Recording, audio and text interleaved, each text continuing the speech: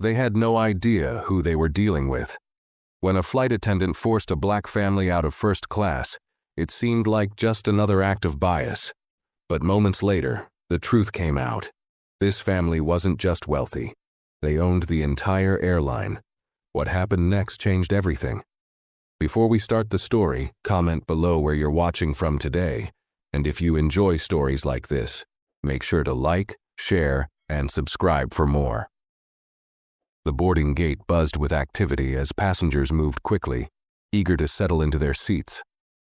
Among them was a family of 3, James Anderson, his wife Celeste, and their 5-year-old son Liam. James, dressed in a tailored navy suit, carried a sleek leather briefcase. His demeanor exuded quiet confidence. Celeste, poised and radiant in a flowing ivory dress, held Liam's tiny hand as he skipped beside her, giggling. The family looked forward to their trip, a much-needed break from their hectic lives. As they stepped into the aircraft's first-class cabin, the polished interiors shimmered under the warm cabin lights. James glanced at the seat numbers with a faint smile. "Here we are," he said to Celeste, guiding her and Liam to their seats. Passengers nearby offered brief, polite nods, and the Andersons began settling in. Celeste helped Liam climb into his seat, handing him a small toy airplane that lit up his face with excitement. While James stowed their carry-ons in the overhead compartment, a flight attendant named Veronica Summers observed the family from across the cabin. Veronica's sharp gaze swept over them, her lips pressing into a thin line. She adjusted her crisp uniform as if preparing for action and strode briskly toward their seats. Her forced smile barely concealed the judgment behind her eyes. "Excuse me," Veronica said, her voice carrying an edge of authority as she addressed James. "May I see your boarding passes?" James turned to her calmly and retrieved the passes from his jacket pocket. "Of course," he replied with a polite nod, handing them over. Celeste looked up, sensing a hint of tension in Veronica's tone. Liam, oblivious to the exchange, played happily with his toy. Veronica examined the tickets with a scrutiny that felt unnecessary. Her eyebrows knitted together as she double-checked the details. "First class?" she questioned, her voice faltering slightly as if the words were hard to believe. James nodded once more, maintaining his calm. "Yes, these are our seats," he replied evenly. His tone was measured, but Celeste caught the flicker of annoyance in his eyes. Veronica hesitated, her discomfort palpable. "I'm sorry, but I need to verify something with the front desk. Please remain seated," she said curtly before turning and walking away.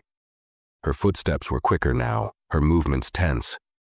As Veronica disappeared behind the curtain, James sat back in his seat, his face unreadable. "What was that about?" Celeste asked softly, her voice laced with concern. James placed a reassuring hand on her arm. "Probably a routine check. Don't worry about it," he said, though there was a slight tightening around his mouth that suggested otherwise. In the galley, Veronica was on the phone with a ground staff member, her voice low but urgent.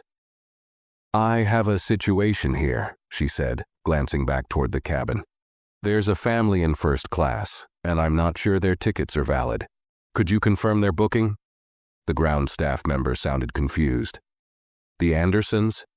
Their tickets were purchased weeks ago, fully confirmed. Is there an issue?" Veronica paused, struggling to hide her irritation. "No issue," she muttered, ending the call abruptly. But instead of returning to the Andersons with an apology, her expression hardened. She adjusted her posture, taking a deep breath before heading back to the first-class cabin. When she approached their seats again, her voice was firmer. "I'm sorry, but I need you to step aside for a moment. There seems to be an error with your booking." Celeste's brows furrowed as she exchanged a glance with James.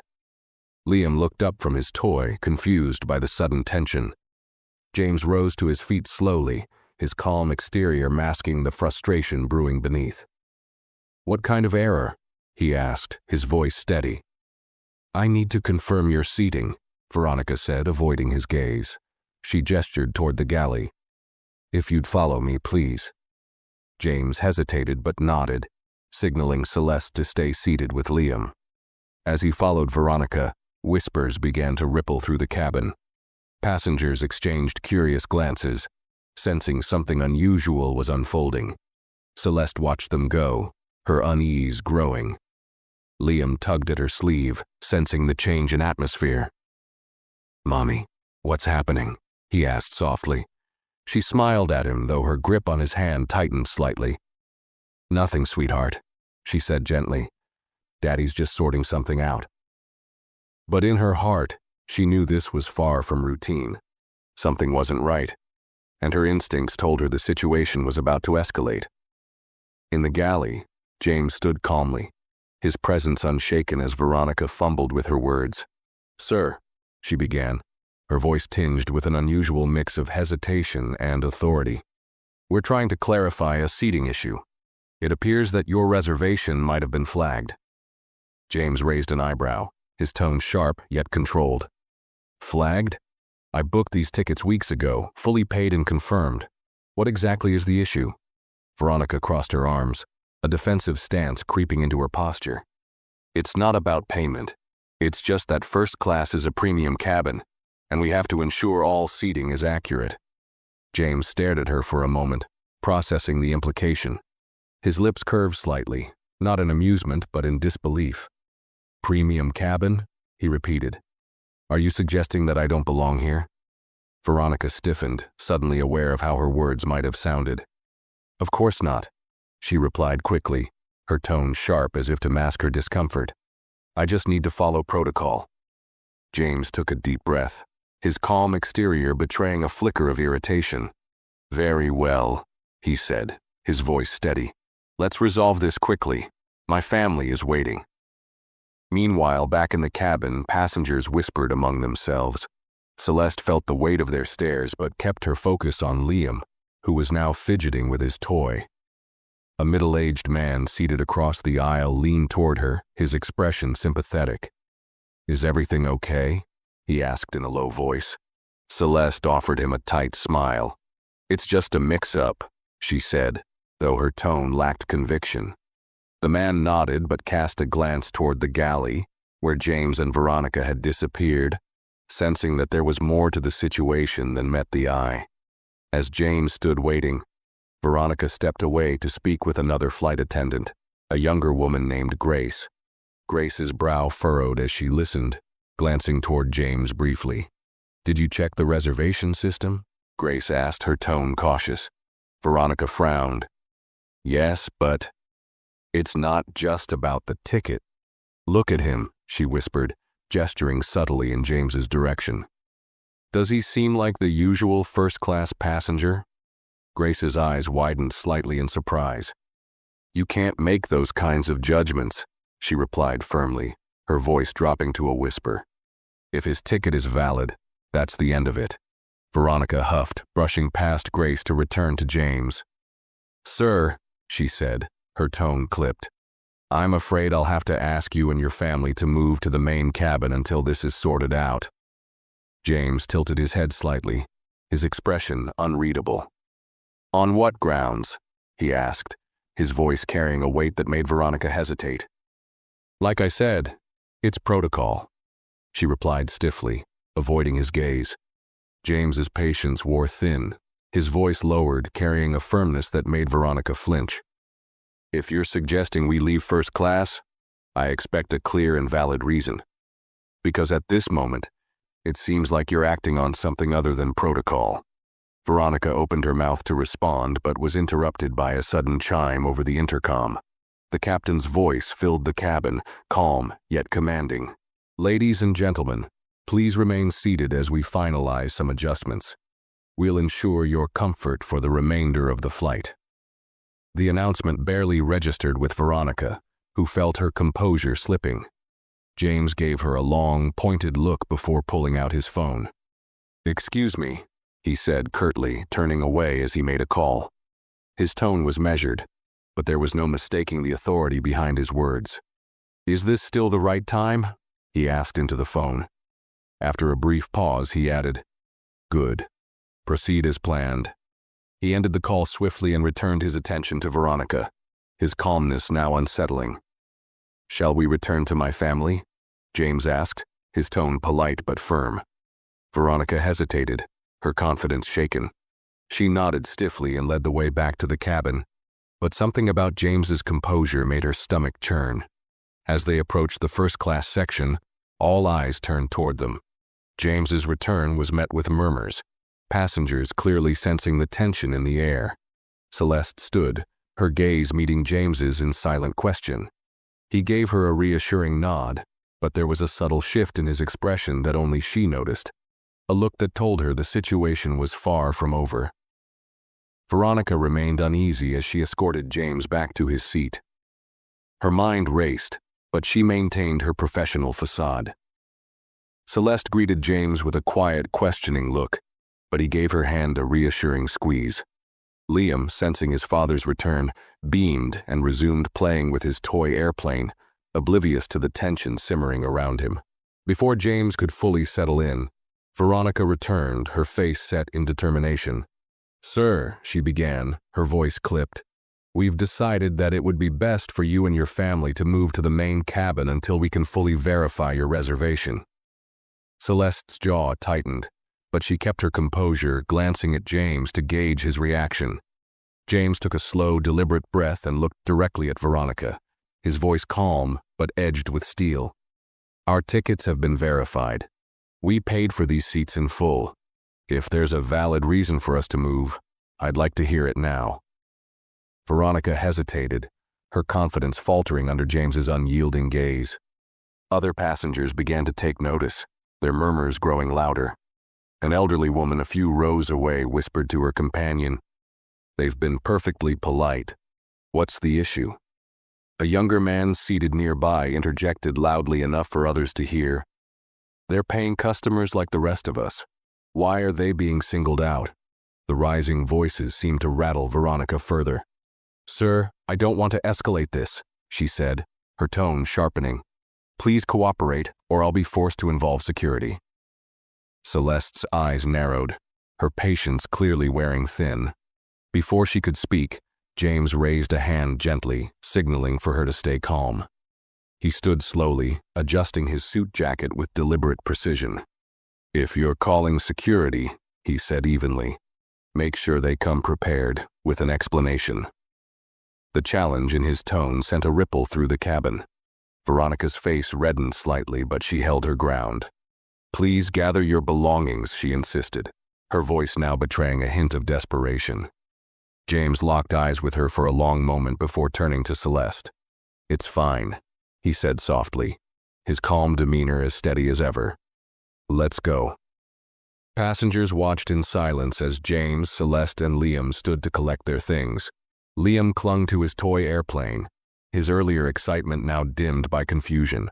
Celeste kept her head high, her expression unreadable as she held Liam's hand.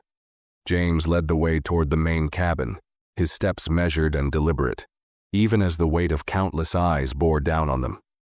As they walked, James reached into his pocket and sent a quick message on his phone, his face betraying nothing. They were directed to cramped seats in the middle row of the main cabin. James helped Celeste settle Liam into his new seat before sitting beside them. The contrast between the space and luxury of first class and the tight confines of the main cabin was stark, but neither James nor Celeste showed any outward reaction. Meanwhile, Veronica returned to the galley, her nerves fraying as she overheard the murmurs from first-class passengers. "That wasn't right," one man muttered. "They had tickets. Why treat them like that?" Another added, "This is going to backfire." Veronica ignored the comments, but her discomfort grew.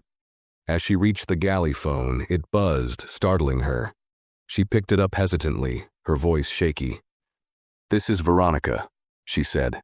The captain's voice came through, firm and no nonsense. "Miss Summers, I just received a call from the airline's executive team. They've been contacted directly by a passenger on this flight. I need to know exactly what's going on." Veronica's stomach dropped. She stumbled over her words, her confidence evaporating. It was just a routine issue," she stammered. "I thought there might have been a mistake with their tickets." There was a long pause on the other end, and when the captain spoke again, his tone carried a warning. "You need to handle this carefully. We cannot afford a situation like this. I suggest you tread lightly until further notice." Veronica hung up the phone, her palms sweaty. She glanced toward the main cabin where James sat with his family, his expression calm but with a quiet intensity that made her stomach churn. For the first time, she felt the weight of her decisions bearing down on her, and the growing sense that she had underestimated who she was dealing with. James sat in the main cabin, his posture straight and composed, as if the downgrade to a cramped seat hadn't fazed him. Celeste sat beside him, her hand resting lightly on Liam's shoulder as he played with his toy airplane. Though outwardly calm, her sharp glances toward the first-class cabin betrayed her simmering frustration. James, however, seemed unbothered. He pulled out his phone, typed a brief message, and then leaned back, observing the situation with a quiet air of control. Back in the first-class cabin, the passengers' murmurs had grown louder. A tall man in a tailored suit leaned toward Veronica as she walked past. "That family had valid tickets," he said, his tone critical. "What exactly was the problem?" Veronica tried to keep her voice firm, though her nerves were clearly frayed. "It's just a procedural matter. Everything's under control." The man frowned but didn't press further, though his disapproval was evident. Veronica hurried back to the galley where her colleague Grace was organizing refreshments. Grace shot her a disapproving glance as she handed over a tray of drinks. "You need to fix this," Grace said in a low voice. "That man isn't just any passenger. He's been calm, but I can tell he's not letting this slide." Veronica bristled. "I was just following protocol. It's not my fault if people can't handle being questioned." Grace set the tray down with more force than necessary, her patience clearly wearing thin. "Protocol doesn't mean you single people out based on assumptions, and now you've turned the entire cabin against you." Veronica opened her mouth to retort but stopped when the galley phone buzzed again. Her stomach twisted as she picked it up. This time the voice on the other end wasn't the captain's. It was the airline's executive office. "Miss Summers," a calm but firm voice said, "we've received a direct complaint from a passenger on your flight. It's regarding the handling of a seating issue in first class." Veronica's breath caught. "I was just following." The voice cut her off sharply. "Save your explanations. You've removed a family with fully confirmed first-class tickets. The passenger in question is James Anderson. I suggest you look up his name in the system immediately." Veronica's hand trembled as she ended the call. She turned to the nearby service computer, her fingers fumbling over the keyboard. When James Anderson's profile appeared on the screen, her heart sank. Beside his name was a special designation: Executive Level Primary Shareholder. Veronica's mouth went dry. This wasn't just any passenger. James Anderson wasn't simply wealthy, he was one of the airline's owners. Back in the main cabin, James watched as Veronica emerged from the galley, her face pale and her steps less confident. She approached their row hesitantly, her usual air of authority conspicuously absent. "Mr. Anderson," she began, her voice low and uneven. "I'd like to apologize for the inconvenience. It seems there was an error on my part." James turned to her slowly, his expression calm but unreadable. "An error," he repeated, his tone neutral. "You removed my family from first class based on what exactly?" Veronica swallowed hard, her words faltering. I made a mistake in verifying your reservation. I assure you it won't happen again." Celeste looked at Veronica sharply, her composure cracking. "You embarrassed my family in front of an entire cabin. You made assumptions about us without any cause. Do you really think an apology is enough?" Liam looked up at his mother, sensing her anger, and shifted uncomfortably in his seat. James placed a calming hand on her arm. "Celeste," he said softly, his voice steady, "let's not escalate this here." He turned back to Veronica, his gaze piercing.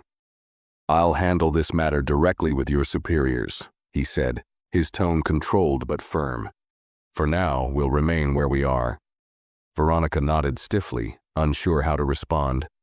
She retreated back to the galley, her steps quick and unsteady. The full weight of her mistake was sinking in, but she still didn't grasp how far-reaching the consequences would be. James leaned back in his seat, a faint smile playing at the corners of his lips. He had made his move, and now it was only a matter of time. Veronica returned to the galley, her hands trembling as she gripped the counter for support. The realization of who James Anderson truly was left her reeling. She replayed every interaction with the family, each one now a glaring indictment of her actions. She glanced nervously at Grace, who was watching her with a mix of disappointment and pity. "Did you know?" Veronica whispered, her voice shaky. Grace sighed, shaking her head. "No, but it doesn't matter. You treated them unfairly, and now it looks like you're going to answer for it."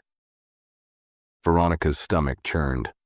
Before she could respond, the galley phone buzzed once more. She hesitated, her fingers hovering over the receiver before finally picking it up. The captain's voice was tense. "Miss Summers," he said, his tone leaving no room for argument. "I've just received another call from the executive office.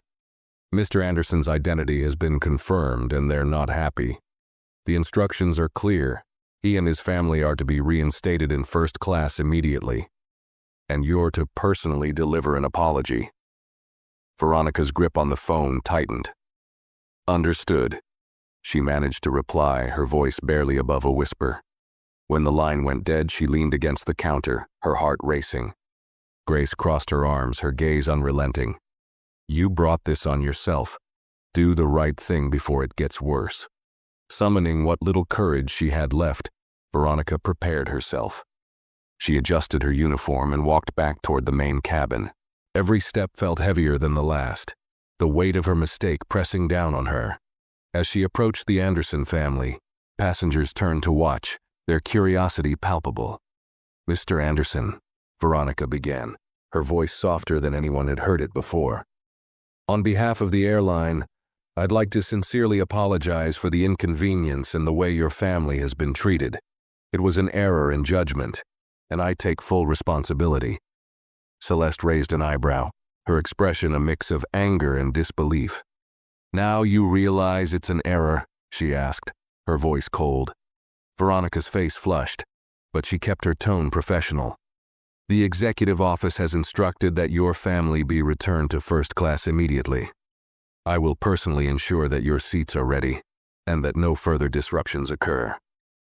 James looked at her for a long moment, his expression unreadable. Then, with a small nod, he stood and gestured for Celeste and Liam to follow. Celeste held Liam's hand tightly as they walked past Veronica, her back straight and her gaze forward. Liam, still unaware of the gravity of the situation, clutched his toy airplane as he skipped slightly beside his mother. When they reached first class, Veronica busied herself preparing their seats, ensuring every detail was perfect. She placed sparkling water on the tray tables and adjusted the pillows with trembling hands. James, Celeste, and Liam settled in, their demeanor calm but distant. As Veronica stepped back, she offered a final apology. "If there's anything else you need, please let me know." James nodded slightly, his tone polite but firm. "We'll let you know." Veronica retreated to the galley, her face pale and her nerves frayed. She had followed the captain's orders, but the damage was already done.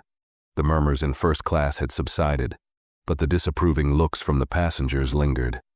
Grace, standing quietly in the galley, shook her head as Veronica returned. "It's not over," Grace said quietly. "You know that, right?" Veronica didn't respond. She knew Grace was right. James's calm demeanor wasn't one of forgiveness. It was the calm of someone who had already set the wheels of accountability in motion. And for the first time, Veronica understood that the repercussions of her actions were only just beginning. As the flight settled back into a semblance of normalcy, Veronica tried to focus on her remaining duties, but her mind was clouded with anxiety.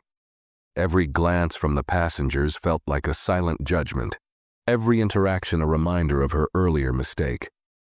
She glanced toward the first-class cabin where James and his family sat. They seemed composed, yet their presence weighed on her heavily. James, however, was far from passive. Sitting upright in his seat, he tapped methodically on his phone, his movements deliberate. Beside him, Celeste leaned back, her expression unreadable, while Liam happily sipped juice from a small carton. The serene picture they painted only added to the growing unease in the cabin. Veronica wasn't the only one feeling the tension. Grace, quietly observing, had overheard murmurs among the first-class passengers. "Do you think they'll file a formal complaint?" one man whispered to his companion. Another passenger responded, "If it were me, I'd take it straight to the top." In the galley, the phone buzzed once again. Veronica froze, the sound now synonymous with dread. She picked it up hesitantly, her voice shaking. "This is Veronica." The captain's voice was sharper this time. "Miss Summers, I've just received another update from the executive office. Mr. Anderson's legal team is monitoring the situation closely. They've requested a full account of events, and they'll be waiting upon landing. I suggest you prepare yourself." Veronica's grip tightened on the receiver. "Yes, Captain," she replied weakly before hanging up. The message was clear. James Anderson wasn't letting the incident fade into the background. Back in first class, James finished typing another message and leaned back, finally setting his phone down. Celeste glanced at him curiously. "You've been quiet," she said softly, her tone filled with understanding. James looked at her, his expression calm but resolute. "This isn't just about us," he replied. "This is about accountability. People like her need to understand that actions have consequences." Celeste nodded, her gaze softening. She knew her husband's approach, measured, deliberate, and effective. It was what had propelled him to where he was today, a man of influence who never tolerated injustice, no matter how small. Meanwhile, Veronica paced in the galley, her nerves unraveling. Grace approached her cautiously. "What's the plan now?" Grace asked. Veronica shook her head, her voice barely audible. "I don't know. I never thought something like this would spiral so far." Grace's expression hardened. "You should have thought about that before treating them the way you did. Now it's out of your hands." Veronica glared at her but said nothing, the truth of Grace's words cutting deeper than she wanted to admit. The remainder of the flight dragged on, the hum of the engines doing little to mask the tension. Passengers in first class occasionally glanced toward James and his family, their expressions a mix of curiosity and respect. Others simply pretended not to notice, though their whispered conversations betrayed their interest. As the plane began its descent, the captain's voice came over the intercom. "Ladies and gentlemen, we'll be landing shortly. Please ensure your seatbelts are fastened and your tray tables are in their upright positions. Cabin crew, prepare for landing."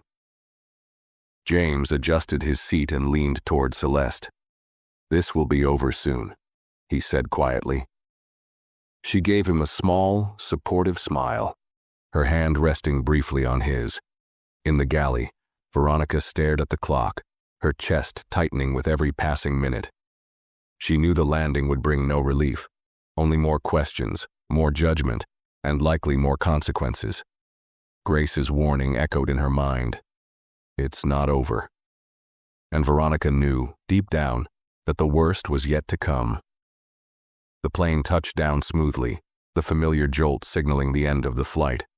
For most passengers, it was the start of a routine disembarkation. For Veronica, it felt like the beginning of her reckoning. She stood stiffly near the galley, her hands gripping the counter as passengers began collecting their belongings.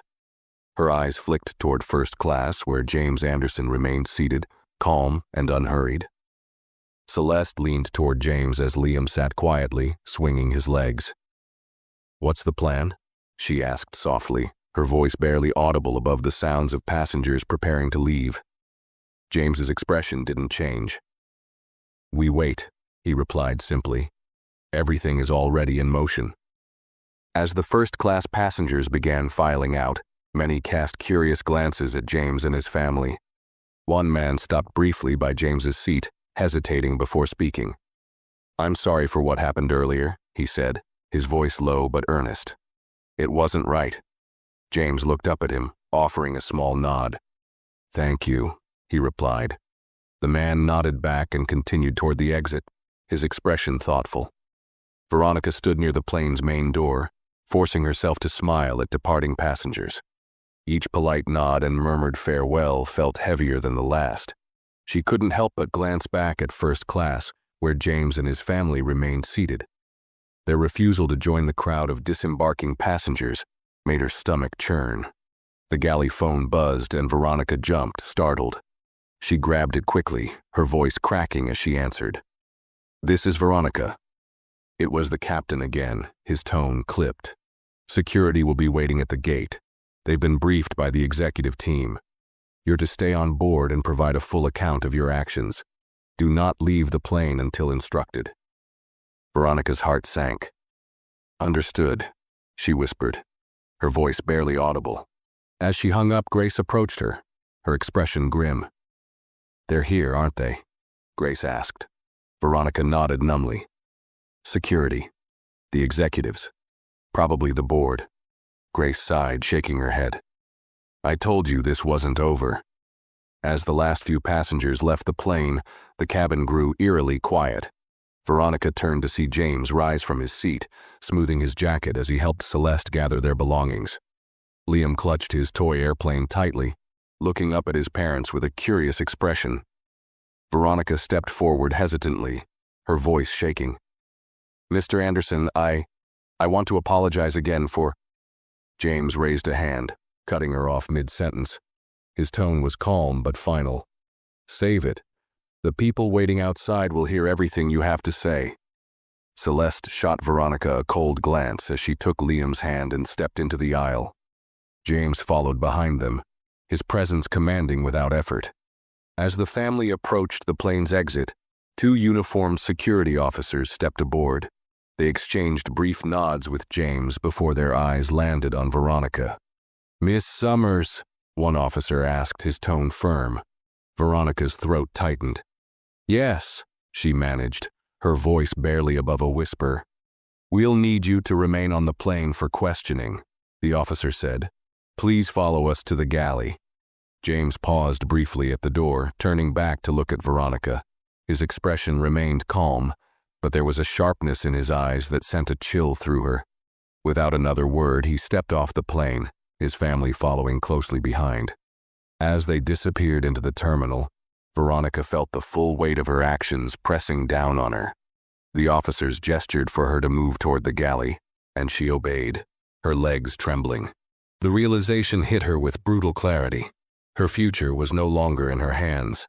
As the Anderson family stepped into the terminal, the atmosphere shifted around them. The usual bustle of passengers was interrupted by the sight of two executives in tailored suits waiting nearby. They stood stiffly, their professional demeanor masking their nervous energy. One of them, a tall man with silver-rimmed glasses, stepped forward to greet James. "Mr. Anderson," the man began, his tone apologetic but formal. "I'm Richard Hale, Vice President of Operations. On behalf of the airline, I want to extend our deepest apologies for the unacceptable treatment you and your family experienced today. We are taking this matter very seriously." James nodded slightly, his expression unreadable. Celeste stood beside him, holding Liam's hand, her posture as composed as ever. "I trust you are," James replied, his tone calm but cutting. "This isn't just about us. It's about the standards your airline claims to uphold and how they failed today." Richard swallowed visibly, adjusting his tie. "You're absolutely right, Mr. Anderson. We are already initiating a thorough review of our policies and training programs to ensure that nothing like this happens again. I assure you, accountability will be taken." James tilted his head slightly, his eyes narrowing. "Accountability," he repeated. "That's exactly what I expect. I also expect to see tangible changes, not just promises. Words won't repair the damage caused by actions or assumptions." Richard nodded quickly. "We've already begun the process of reviewing the incident. The flight attendant involved will be questioned and held responsible for her actions. If you have time, the CEO himself would like to meet with you to discuss this further." James glanced at Celeste, who gave a subtle nod of agreement. "Schedule the meeting," James said. "I'll make time." As the Andersons walked toward the baggage claim, the executives lingered, exchanging uneasy glances. Back on the plane, Veronica sat in the galley, flanked by the two security officers. Her hands trembled slightly as she stared at the table in front of her. The air felt heavy, and the silence was oppressive. One of the officers broke the silence. "Miss Summers, we're going to need a detailed statement about the events on this flight. The airline's executive team is already reviewing the complaint filed by Mr. Anderson." Veronica's eyes darted between the two officers. I didn't know who he was," she stammered. I thought there was an issue with their tickets." One of the officers frowned, his gaze steady. "Miss Summers, the issue wasn't with their tickets. The issue was with your actions. What made you decide to remove a family with confirmed first-class reservations?" Veronica hesitated, her mouth opening and closing as she tried to find the right words. Her voice came out weak and defensive. "I was following protocol. I thought they might have been in the wrong section. First class it's premium seating, and they—" She stopped herself, realizing how her words sounded. The officer's expression hardened. "And they what, Miss Summers? Didn't look the part?" Veronica's face flushed. "No, I didn't mean that. I made a mistake. I didn't intend for this to happen." The second officer leaned forward, his voice sharper. "Intentions don't matter here. What matters are your actions, and those actions have consequences. Do you understand the severity of this situation?" Veronica nodded quickly, her throat dry. She felt cornered, every word she said seeming to dig her deeper into trouble. "I didn't mean to cause any harm," she said, her voice trembling. "I was just trying to do my job." The first officer exchanged a glance with his colleague before speaking again. "Your job is to ensure that passengers are treated with respect and dignity. What happened here today was the opposite of that." As Veronica sat in stunned silence, the weight of their words settled over her. For the first time, she began to fully grasp the gravity of her actions, not just for her own career, but for the harm she had caused to the Anderson family. Her stomach churned as she thought of James's calm, piercing gaze and Celeste's quiet but powerful presence. She had underestimated them, and now she was facing the fallout. Meanwhile, in the terminal, the Andersons arrived at the baggage claim. Liam, holding tightly to his toy airplane, watched the conveyor belt with excitement. James and Celeste stood quietly, their calm exterior masking the whirlwind of emotions beneath the surface. "Do you think they'll actually do anything?" Celeste asked, her voice low. James glanced at her, his eyes thoughtful. "They'll have no choice," he replied. "The airline's reputation is at stake now. If they don't act, this will become a much bigger problem for them." As the conveyor belt began moving, James's phone buzzed in his pocket. He pulled it out, reading the notification. It was a message from his legal team, confirming that the incident had already been escalated to the airline's board of directors. James's lips curled into a faint smile as he put the phone away. "They'll act," he said simply, his tone carrying a quiet confidence.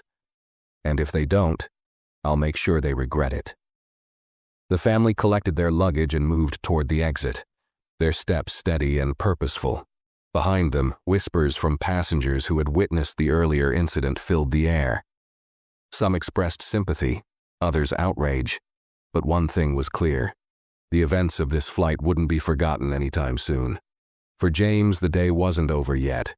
There were meetings to attend, decisions to make, and changes to enforce. As he stepped into the waiting car outside the terminal, he glanced back at the airport one last time. The storm he had set in motion was only beginning. The drive away from the airport was quiet, but the weight of the day hung heavily in the air. James stared out the car window, his fingers drumming lightly on the leather seat. Celeste sat beside him, her hand resting on Liam's lap as the boy dozed off, his toy airplane still clutched in his small hands. The hum of the car engine was the only sound, but James's mind was far from at rest. "We can't let this go, James," Celeste finally said, breaking the silence. Her voice was calm but carried an edge of determination. "This wasn't just an insult to us. It's a reflection of something bigger. If this can happen to us, imagine how often it happens to people without the means to fight back." James nodded slowly, his gaze fixed on the passing cityscape. "I know," he said quietly. "That's why I've already set the wheels in motion. This isn't just about today. It's about setting a precedent. Celeste leaned back, her expression softening. She trusted James's methodical nature, his ability to turn personal affronts into broader change. But part of her still simmered with anger at the humiliation they'd endured. It wasn't just her, she added, her tone sharpening. It was the entire system that made her think she could act that way. James turned to her, his eyes meeting hers. That's exactly what we're going to address, he said firmly. As the car pulled into the driveway of their home, Liam stirred, rubbing his eyes and yawning. Celeste scooped him up, carrying him inside while James lingered in the car for a moment. He pulled out his phone and reviewed the messages from his legal team. There was already confirmation that the airline's board had been notified of the incident, along with an official statement from their public relations team expressing regret and promising immediate action. But James wasn't interested in hollow words or surface-level damage control. He composed a quick email, addressed to the airline's CEO, and copied to the board of directors. The tone was professional but unyielding. The treatment my family and I experienced on Flight 237 today was unacceptable and reflective of deeper issues within your company. This is not about a single employee's behavior. It's about the culture that allowed such behavior to occur. As a primary shareholder, I am requesting a full investigation into this incident and a detailed plan for corrective action. This includes the implementation of mandatory sensitivity and bias training for all employees, the establishment of stronger accountability measures, and a public commitment to ensuring respect and fairness for every passenger. I will expect a formal response within 48 hours, outlining your proposed steps. Please understand that this is not a request. It is an expectation. After hitting send, James stepped out of the car, his mind focused on what lay ahead. Inside the house, Celeste was tucking Liam into bed. When she rejoined James in the living room, she found him seated at his desk, already reviewing documents on his laptop. "Do you think they'll listen?" she asked, sitting across from him. "They'll have no choice," James replied, not looking up. "This isn't just a PR issue for them. It's a liability, and I intend to make sure they understand that." Meanwhile, back at the airport, Veronica sat in a stark conference room, her nerves frayed and her thoughts racing. She had been escorted there after the security officers finished their initial questioning. Now, she waited for the airline's internal review team to arrive. The room was cold and quiet, save for the ticking of a clock on the wall. When the door finally opened, 3 individuals entered: a man in a gray suit, a woman with sharp features and a clipboard, and a younger man who carried a laptop. They took their seats across from Veronica, their expressions neutral, but their presence imposing. "Miss Summers," the woman began, her tone brisk. "We've been tasked with conducting a preliminary review of the incident that occurred on Flight 237. This is not a formal hearing, but we will be documenting your account in detail. Do you understand?" Veronica nodded stiffly, her voice caught in her throat. "Yes." The man in the gray suit adjusted his glasses and leaned forward. "Let's begin with a basic question. What made you decide to remove Mr. Anderson and his family from their first-class seats?" Veronica hesitated, her mind scrambling for the right words. I thought there was a mistake," she said weakly. "I thought their tickets might not have been valid." The younger man typed something into his laptop, the sound of the keys echoing in the silent room. The woman with the clipboard raised an eyebrow. "You thought?" she repeated. "Based on what exactly?" Veronica's face flushed. They didn't look like first-class passengers," she admitted, her voice barely above a whisper. The room fell silent, the weight of her words hanging in the air. The woman with the clipboard exchanged a glance with her colleagues before speaking again. "Miss Summers, do you understand how problematic that statement is? First-class passengers are not defined by appearance." Veronica nodded quickly, her palms sweaty. "I realize that now," she said, her voice trembling. "I made a mistake. I was just trying to do my job." The man in the gray suit leaned back, his expression unreadable. "Your job," he said slowly, "is to uphold the airline's policies and ensure a positive experience for all passengers. Today, you failed to do that in a way that has significant implications, not just for you, but for the entire company." Veronica stared down at her hands, the enormity of her mistake sinking in. She had thought she was exercising authority, but instead she had exposed the cracks in her judgment, and now she was facing the consequences. The review team continued questioning her for what felt like hours, dissecting every decision she had made during the flight. By the time the session ended, Veronica felt hollow, as if the life had been drained from her. She knew her future with the airline was hanging by a thread, and she wasn't sure how much longer it would hold. As she was escorted out of the room, she caught a glimpse of a large screen displaying news headlines. One caught her eye, making her stomach drop. "Primary airline shareholder demands reform after discriminatory incident on board." Veronica's heart sank further. It was clear this was only the beginning of the fallout. The news of the incident spread like wildfire.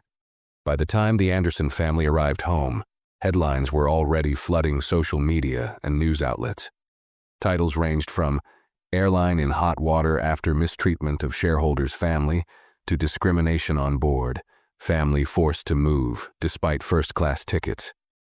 Each article painted a damning picture of the airline's policies, or lack thereof. James sat in his home office, scrolling through the coverage. The response was overwhelming. Public sentiment leaned heavily in his favor, with users on social media expressing outrage and sharing their own stories of bias and unfair treatment. Many tagged the airline directly, demanding answers and accountability. James's phone buzzed nonstop with calls and messages, but he ignored most of them, focusing instead on preparing for his meeting with the airline's CEO the following day. In the living room, Celeste watched a news segment that featured a panel discussion about the incident. "This isn't just about a family being moved from their seats," one commentator argued. "This is about the systemic biases that persist in customer-facing industries. The fact that this family had to endure such humiliation, despite having valid tickets, highlights a deeper issue." Celeste muted the television, her expression thoughtful. She turned to Liam, who was happily building a tower with his blocks, blissfully unaware of the storm swirling around them. She envied his innocence but felt even more determined to protect it. The ordeal had shaken her, but it had also reminded her why they couldn't let this go. Meanwhile, at the airline's headquarters, the executive team was in crisis mode. The CEO, Robert Langston, stood at the head of a conference room table, his expression grim. Around him, senior executives pored over reports, media coverage, and social media analytics. The situation was spiraling out of control, and every passing hour brought more bad press. "This is a disaster," one executive muttered, flipping through a stack of papers. "We've had PR issues before, but this is different. This involves one of our primary shareholders. If we don't handle this carefully, we could lose him. And worse, our reputation." Robert held up a hand, silencing the room. "What's the status on the internal review?" he asked, his tone clipped. A senior HR manager cleared her throat. "We've completed the preliminary questioning with the flight attendant involved. Her actions were clearly based on bias, though she claims it wasn't intentional. She's been suspended pending further investigation." Robert frowned, his jaw tightening. "Suspended? That's not enough. We're dealing with a shareholder who has direct access to our board. We need to show decisive action." Another executive chimed in cautiously. "We're preparing an official apology and outlining new training initiatives. We've already reached out to Mr. Anderson's team to schedule a meeting." Robert nodded, but his expression remained tense. "Good. But it won't be enough to placate him. He's not just angry. He's a man who understands leverage. He's going to push for systemic change, and we have to be ready to deliver." The room fell silent, the weight of his words sinking in. They all understood the stakes. This wasn't just about resolving one incident. It was about addressing a culture that had allowed such an incident to occur in the first place. Back at her apartment, Veronica sat on her couch, staring blankly at the termination notice on her laptop screen. The message from HR had been brief and cold. Your actions during Flight 237 were deemed a violation of our company's core values and customer service policies. Your employment with the airline has been terminated, effective immediately. Her hands trembled as she reread the email, the words blurring together. In the span of a single day, her career had unraveled. The job she had prided herself on for years was gone, and she had no one to blame but herself. Veronica's phone buzzed with notifications, texts from friends and family who had seen the news. Most messages were sympathetic, but a few were bluntly critical. She didn't respond to any of them. The shame was too heavy, and she wasn't ready to face the full extent of her failure. She turned on the television, hoping for a distraction, but instead she was confronted with a news anchor discussing the incident. The words stung. The airline's handling of this situation has sparked outrage, particularly given the clear racial undertones of the flight attendants' actions. This is a stark reminder that unconscious bias can have real, damaging consequences. Veronica switched off the TV, burying her face in her hands. She had thought her actions were harmless, that she was just following protocol. But now, the truth was glaringly obvious.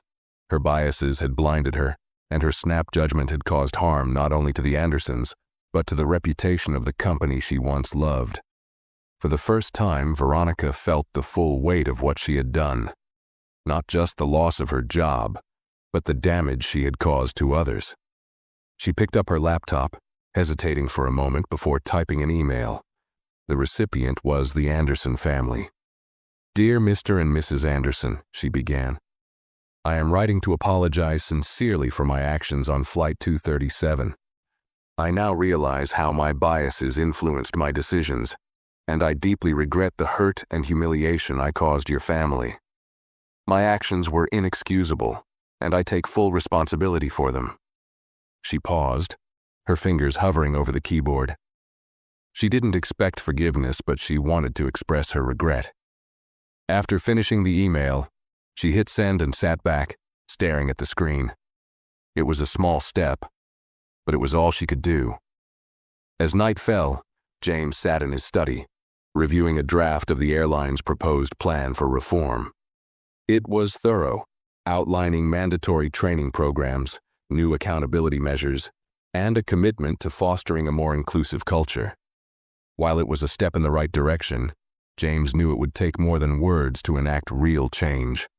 Celeste entered the room holding a cup of tea. Is this what you wanted? She asked, gesturing to the documents on his desk. James looked up, his expression thoughtful. It's a start, he said, but it's not enough. Not yet.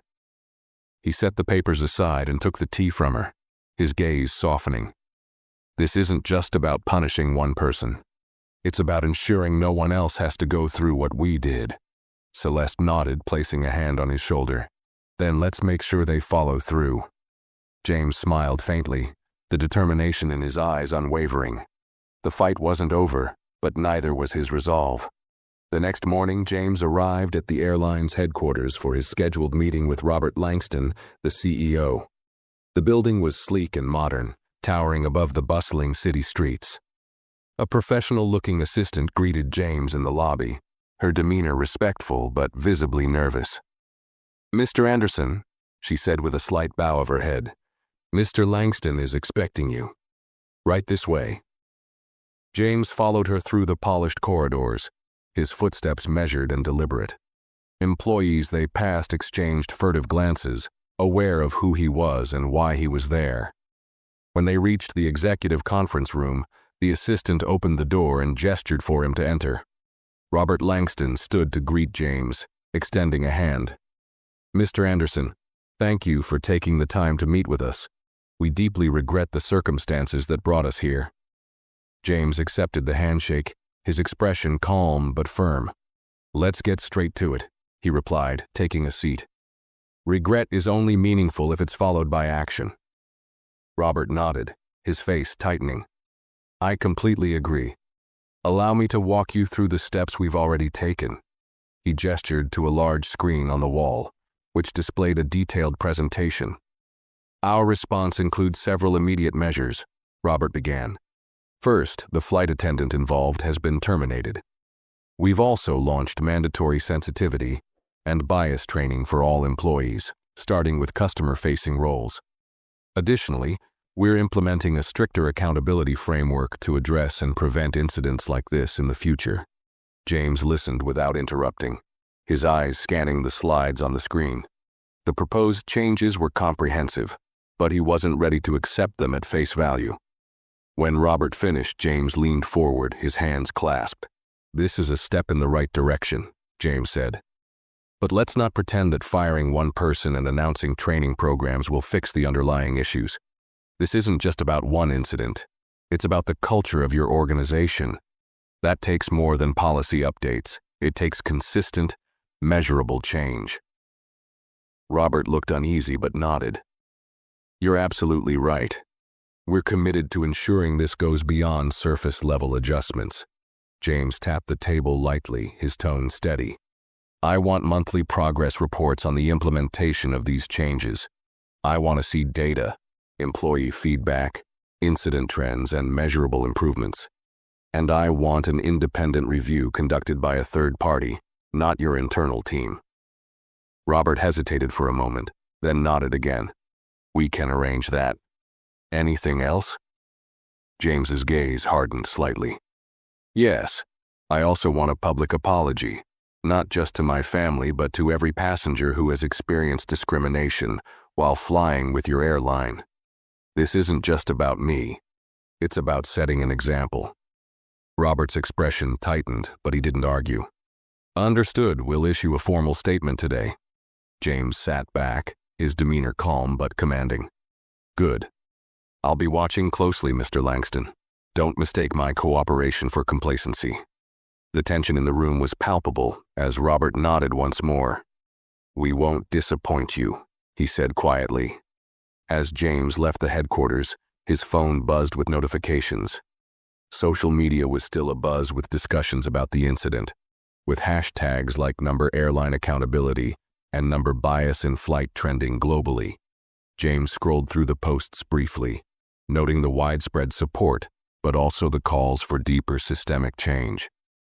This wasn't just about his family anymore. It had become a flashpoint for a larger conversation.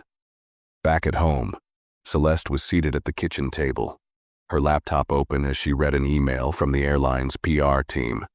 The message outlined their planned public statement, which included an apology and a commitment to addressing the issues raised by the incident. Celeste forwarded the email to James with a simple note. "What do you think?" James read it as he entered the house, setting his bag down. He replied with a single word: "Adequate." Celeste looked up as he entered the kitchen, a knowing smile on her face. "Adequate?" she teased lightly. "That's high praise from you." James chuckled, leaning against the counter. "It's a start," he said, "but there's still a long way to go." Celeste nodded, her expression thoughtful. "Do you think they'll follow through? Or is this just damage control?" James's eyes narrowed slightly. "If they don't follow through, I'll make sure they wish they had." At the airline, the ripple effects of the incident were already being felt. Employees gathered in break rooms and hallways, whispering about the changes that were coming. Some were relieved, welcoming the focus on bias and accountability.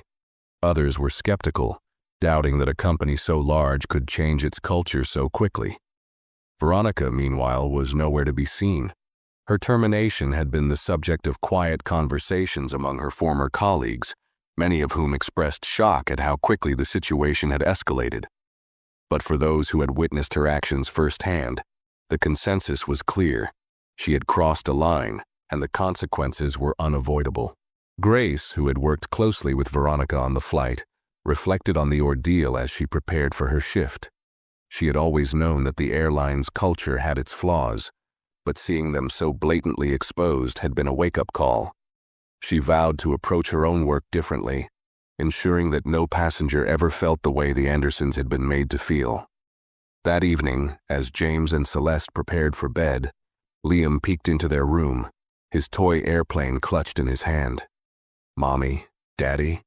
he asked, his voice small. "Are people still mad about what happened on the plane?" James knelt down, pulling Liam into a gentle hug. "Some people are upset, buddy," he said softly, "but it's because they want things to get better, and we're helping them do that." Liam nodded, his eyes wide. "Are you going to fix it?" James smiled, ruffling his son's hair. "That's the plan." As Liam returned to his room, Celeste looked at James, her expression a mix of pride and determination. "We are going to fix it," she said quietly. "Not just for us, but for everyone." James nodded, his resolve unwavering. "This isn't the end," he replied. "It's just the beginning."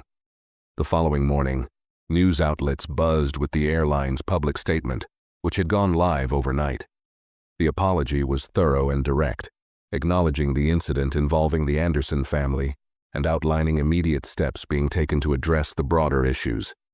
The statement read, in part, "We deeply regret the incident that occurred on Flight 237, involving Mr. Anderson and his family.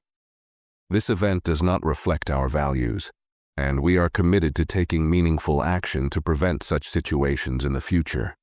Effective immediately, we are implementing mandatory training programs, strengthening our policies, and conducting a third-party review of our organizational practices to ensure equity and respect for all passengers."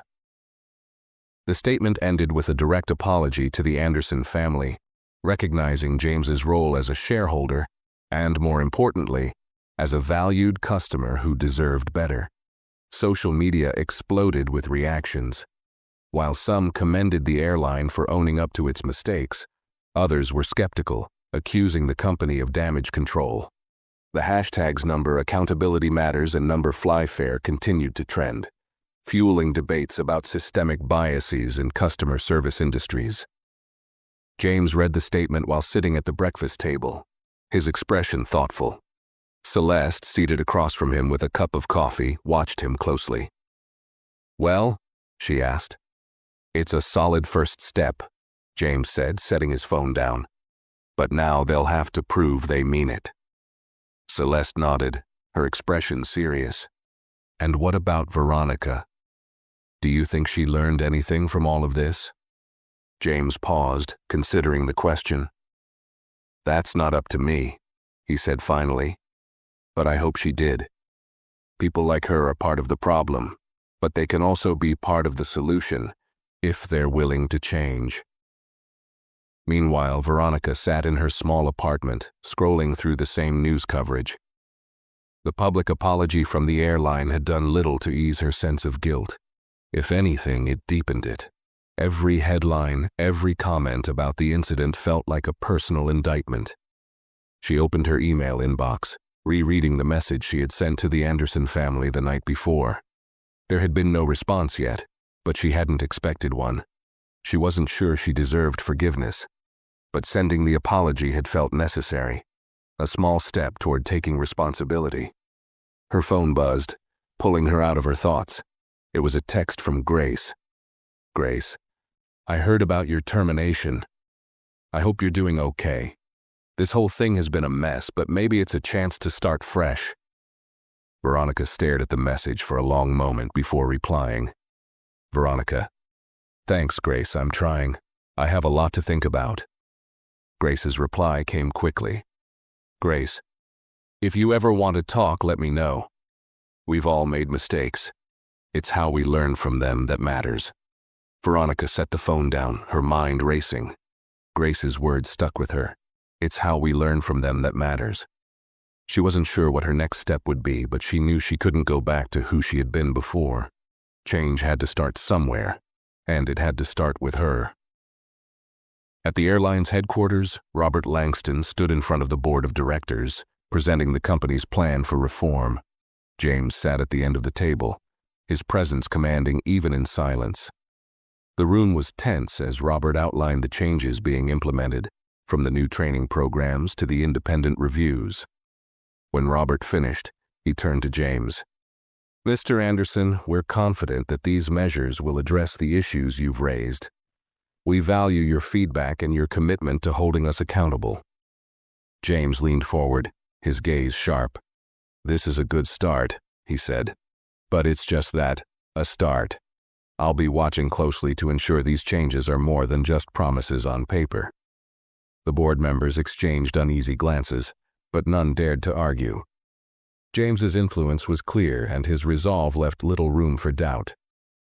As the meeting adjourned, one of the board members approached James. She was an older woman with a kind but serious expression. Mr. Anderson, she said, I want you to know that some of us on the board are fully behind you. This is the kind of accountability our airline has needed for a long time. James nodded, offering a small smile. I appreciate that, he said. Now let's make sure it happens.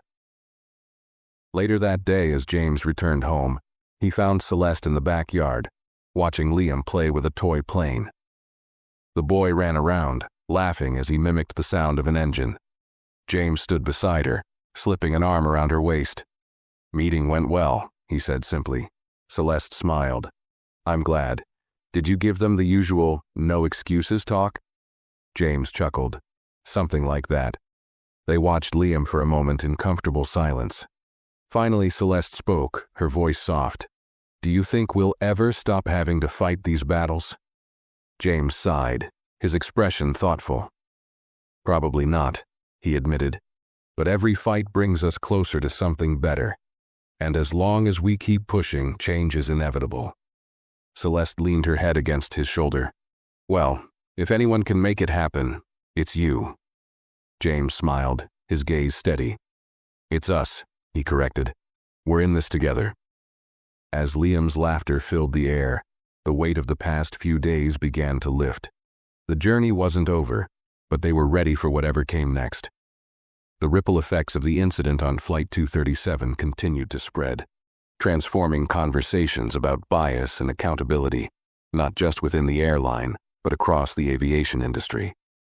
News outlets reported on the airline's reforms, hailing it as a turning point for how companies address systemic issues. Other airlines announced similar reviews of their policies, spurred by the public pressure and the undeniable influence of James Anderson's actions. The Anderson family's story became more than just a headline. It became a catalyst for change. Advocacy groups used the incident as a rallying cry, demanding better training and policies across customer service industries. Social media platforms buzzed with stories from passengers who had faced similar discrimination, their voices amplified by the spotlight on the airline's response. At home, James and Celeste watched the developments with cautious optimism. It wasn't about the attention or the accolades. It was about seeing real change take root. Their fight had never been about revenge. It had always been about ensuring that no one else would have to endure what they had. One afternoon, James received an email from the airline's CEO. The subject line simply read, Progress Report. Inside, the message detailed the initial results of the reforms. Mandatory training programs had been launched, with over 80% of employees completing the first phase. A third-party review had begun, and initial findings highlighted areas for further improvement. There was also a personal note from Robert Langston at the end. Thank you for holding us accountable. Your insistence on doing what's right has made our company better, and we're not done yet. James forwarded the email to Celeste, adding his own note. Step 1. Complete. On to Step 2. Elsewhere, Veronica sat in a small coffee shop scrolling through job listings on her laptop. She had spent the week since her termination reflecting on what had happened. The regret was still raw, but she was determined not to let it define her. She had begun attending workshops on unconscious bias and diversity, hoping to better understand where she had gone wrong and how she could do better. As she sipped her coffee, her phone buzzed with an email notification. It was a reply from the Anderson family, one she hadn't expected.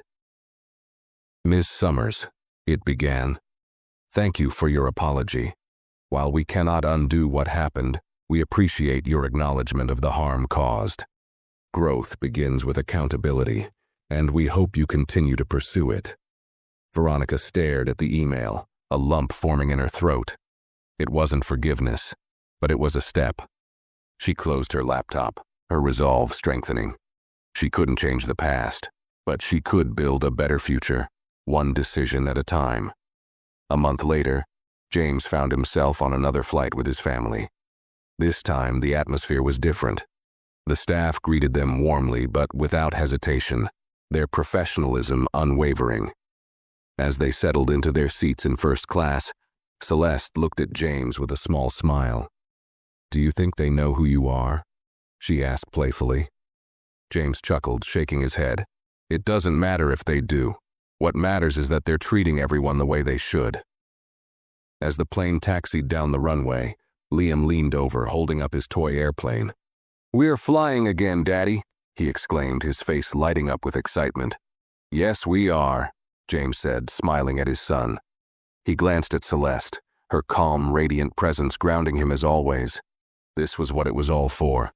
Not power, not recognition, but the simple dignity of being treated fairly. As the plane lifted into the sky, James leaned back in his seat, watching the clouds drift past the window. He knew the work wasn't finished. There would always be more to fight for, more to improve. But for now, he allowed himself a moment of peace, knowing that the journey they had started was already making a difference. And sometimes, he thought, that was enough. Thanks for watching. If you enjoyed this video, don't forget to hit the like button, share your thoughts in the comments, and subscribe to the channel for more stories like this. See you in the next one.